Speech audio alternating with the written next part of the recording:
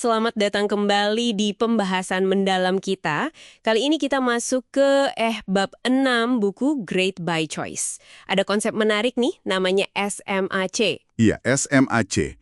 Ini singkatan dari Specific, Methodical, and Consistent. Atau kalau kita Indonesiakan ya, spesifik, metodis, dan konsisten. Spesifik, metodis, konsisten, kedengarannya kayak resep ya? Betul banget. Bayangan aja kayak resep andalan. Jadi ini bukan cuma daftar keinginan gitu, tapi panduan yang jelas. Apa yang harus dilakukan, dan juga penting nih, apa yang nggak boleh dilakukan, biar tetap fokus. Oke. Kenapa ini penting, terutama di dunia yang kayaknya berubah terus dan gak pasti nih? Nah, justru itu, SMAC ini kayak pegangan, kerangka kerja yang koheren di tengah badai. Gitu, biar nggak gampang goyah atau ikut-ikutan arus yang belum tentu benar. Oke. Biar lebih kebayang mungkin kita pakai contoh ya. Di buku kan disebut Southwest Airlines. Itu gimana ceritanya? Iya, Southwest itu kontor klasik banget. Jadi tahun 79, CEO-nya Howard Putnam itu menetapkan 10 poin resep mereka. Spesifik banget. 10 poin. Apa aja tuh misalnya? Misalnya, terbangnya cuma jarak pendek, di bawah 2 jam. Terus, armadanya cuma pakai satu jenis pesawat, Boeing 737. Ini kunci efisiensi mereka. Oh, cuma 737 aja. Biar perawatannya gampang gitu ya. Persis. Terus lagi, putar balik pesawat di gerbang itu harus super cepat, cuma 10 menit targetnya. Fokusnya cuma ke penumpang, bukan kargo atau surat. Wow, 10 menit. Terus ada lagi? Tarif murah, tanpa makanan, tanpa interlining juga kan? Yang nggak kerja sama transfer bagasi itu. Iya, betul. Poinnya adalah resepnya itu sangat jelas dan yang lebih penting, mereka itu sangat disiplin menjalankannya. Puluhan tahun loh. Itu yang menarik. Mereka nggak tergoda gitu ya buat ngikutin maskapai lain yang mungkin lebih mewah atau layanannya macam-macam. Justru itu kekuatan mereka. Mereka menolak godaan itu. Padahal tekanan pasti ada kan. Nah, ironisnya, Gimana? ada Pacific Southwest Airlines, PSA. Ya. Ini maskapai yang model bisnisnya sebenarnya ditiru sama Southwest. Tapi apa yang terjadi sama PSA? Gimana nasibnya? Setelah ada deregulasi di industri penerbangan, PSA malah ninggalin resep sukses mereka sendiri. Mereka coba jadi kayak maskapai besar lainnya. Terus? Berhasil? Enggak. Malah akhirnya gagal dan dijual ke USR. Ini pelajaran penting banget. Punya resep bagus itu satu hal, tapi disiplin buat konsisten itu, wah, seringkali lebih krusial. Jadi konsistensi itu kunci ya, bukan cuma inovasi terus-terusan. Ini ada data menarik juga kan di buku soal perusahaan 10X. Nah, iya. Riset Collins dan Hansen ini nunjukin sesuatu yang agak melawan arus pemikiran umum.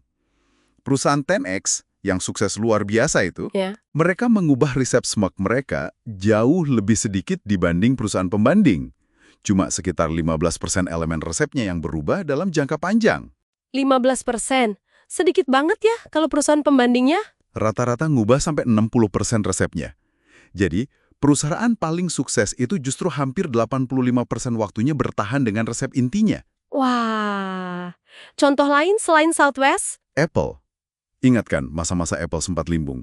Itu pas mereka kehilangan konsistensi. Gonta-ganti CEO, strategi berubah-ubah. Iya, inget. Terus bangkit lagi pas Steve Jobs kembali. Nah, pas Jobs kembali, apa yang dia lakukan? Bukan bikin revolusi total di awal, tapi dia mengembalikan disiplin ke prinsip inti resep Apple yang awal, desain yang elegan dan ramah pengguna, kontrol teknologi utamanya, nggak ada cloning, fokus ke individu. Kembali ke akar, tapi dengan disiplin fanatik. Jadi bukan berarti anti perubahan, tapi lebih ke kembali ke inti yang udah terbukti ya. Konsisten. Tepat. Kayak pelatih basket legendaris John Wooden. Dia melatih timnya pakai dasar-dasar yang sama terus, diulang-ulang puluhan tahun. Hasilnya, dominasi luar biasa. Jadi seringkali tanda mediokritas itu bukan nggak mau berubah, tapi inkonsistensi kronis. Gampang banget ganti haluan. Oke, paham. Smart ini jadi kayak jangkar ya. Tapi dunia kan terus berubah nih. Apa resep Smart ini harga mati? Nggak boleh diubah sama sekali. Nanti malah jadi kuno. Pertanyaan bagus? Jawabannya, nggak harga mati. Bisa diubah. Tapi prosesnya itu kayak mau mengamandemen konstitusi negara. Wah, serius banget tuh analoginya. Maksudnya gimana? Maksudnya, perubahannya itu jarang, dilakukan dengan sangat hati-hati, dan yang paling penting harus berdasarkan bukti kuat, bukti empiris. Bukan cuma karena, wah kayaknya lagi tren nih, atau pesaing melakukan ini, kita ikut ah. Ini yang disebut jenius dari DEAN. Jenius dari DEAN, maksudnya? Artinya, mampu mempertahankan konsistensi inti, resep Smart C. DEAN pada saat yang sama memungkinkan adanya perubahan signifikan jika memang diperlukan, dan sudah terbukti datanya. Oke. Terus gimana caranya perusahaan 10X itu melakukan perubahan yang hati-hati ini? Ada polanya? Biasanya ada 2 jalur utama nih. Pertama, lewat apa yang disebut kreativitas empiris. Ini pendekatannya dari dalam. Kreativitas empiris? Contohnya gimana? Jadi, mereka nggak langsung mengubah resep utama.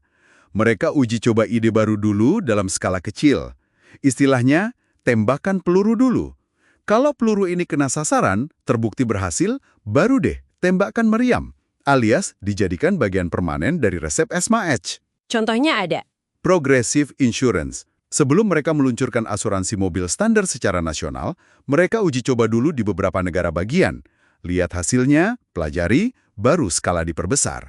Nggak langsung ganti total. Masuk akal. Uji coba skala kecil dulu. Terus, jalur kedua apa? Yang kedua itu paranoia produktif. Ini pendekatannya lebih melihat keluar. Paranoia produktif. Kok paranoia? Iya, maksudnya mereka itu secara proaktif dan terus-menerus zoom out, melihat gambaran besar, mengamati perubahan kondisi eksternal, ancaman, peluang. Terus mereka zoom in lagi buat melakukan penyesuaian yang diperlukan pada resep, tapi tetap terukur. Contohnya? Intel. Dulu kan mereka fokus di chip memori. Tapi karena pasar berubah drastis, mereka zoom out, lihat ancaman dari Jepang, lihat peluang di mikroprosesor. Lalu zoom in, mereka melakukan penyesuaian besar pada resepnya, banting setil ke mikroprosesor. Bandingkan sama AMD waktu itu, yang cenderung gonta-ganti resep terus, lebih reaktif. Oke, jadi perubahan itu mungkin, tapi harus didasari data kuat, empiris, atau karena perubahan fundamental di luar, paranoia produktif, dan dilakukan dengan hati-hati, bukan sekedar ikut-ikutan. Persis. Konsistensi pada intinya, tapi tetap waspada dan adaptif secara cerdas. Baiklah, jadi kalau kita rangkum, resep SMAC ini soal punya panduan yang jelas, spesifik, metodis, dan dijalankan dengan konsisten. Di dunia yang penuh gejolak ini, disiplin buat berpegang pada apa yang terbukti berhasil, itu seringkali lebih penting daripada sekedar bereaksi ikut arus. Perubahan bisa, tapi harus sengaja dan tervalidasi. Betul sekali. Nah, sekarang, apa artinya ini semua buat Anda yang lagi dengerin kita nih? Wah, ini relevan banget buat siapa saja kayaknya ya. Punya prinsip operasi yang jelas dan konsisten, itu membantu kita semua menavigasi ketidakpastian. Mau itu dalam pekerjaan, dalam bisnis sendiri, atau bahkan dalam keputusan hidup sehari-hari. Jadi, semacam kompas pribadi gitu ya? Bisa dibilang gitu. Ini tentang membangun fondasi yang kuat. Tahu kapan harus bertahan dengan prinsip, kapan harus melakukan penyesuaian yang cerdas berdasarkan bukti, bukan emosi atau tekanan sesaat. Menarik. Kerangka berpikir yang kuat. Nah, sebagai penutup nih, mungkin sedikit bahan renungan buat Anda semua. Coba deh pikirkan sejenak. Apa sih resep SMAC Anda sendiri? Prinsip-prinsip spesifik, metodis, dan konsisten apa yang sebenarnya Anda pegang teguh untuk menghadapi tantangan, ketidakpastian dalam hidup atau karir Anda? Pertanyaan bagus tuh. Dan yang lebih penting lagi, seberapa disiplin Anda menjalankannya. Atau jangan-jangan Anda merasa terlalu sering tergoda buat mengubah haluan, ganti resep. Setiap kali ada angin baru berhembus, cuma karena mungkin orang lain melakukannya atau kelihatannya lagi ngetren. Coba direnungkan.